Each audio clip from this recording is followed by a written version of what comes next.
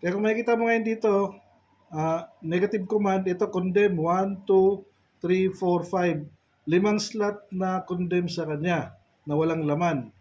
Dito naman sa number 4, ito papuntang ECM. Apat yung papuntang ECM, no? No. Itong ECM na to, apat to, siya yung sensor ng speed sensor natin. Itong number 4 natin. Ito yung speed sensor niya, nakakonect naman sa number 9 ng ECM slot. Apat yung ano natin na wire, oh. One na terminal na manggagaling sa socket ng dashboard papuntang ECM. Apat siya. Ito yung sensor ng speed sensor. Na 4 dito sa socket ng terminal ng dashboard, 9 naman dito sa ECM. Dito. Ang sumunod sa kanya naman, ito, sensor din to sa row 4, column 2. Dito.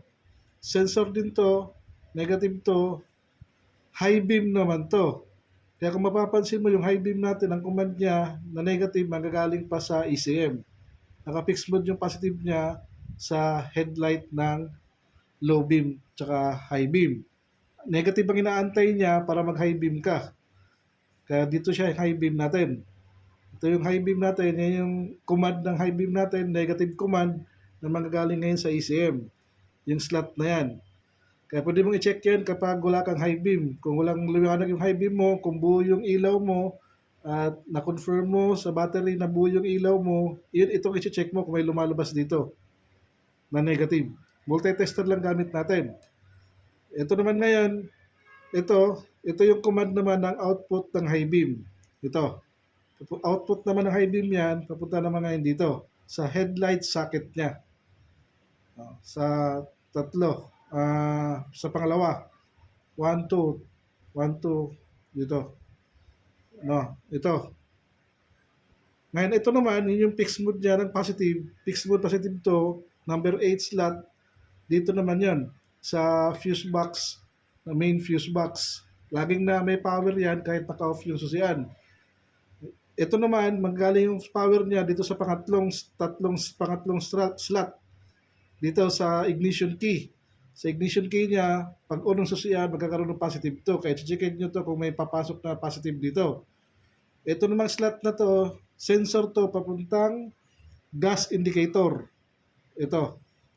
Nandito siya ngayon. Kung in case na nagka-problema yung gas indicator nyo, hindi gumagalaw siya, lagi siyang naka-empty, itong checkin nyo kasi ito yung sensor ng gas indicator natin.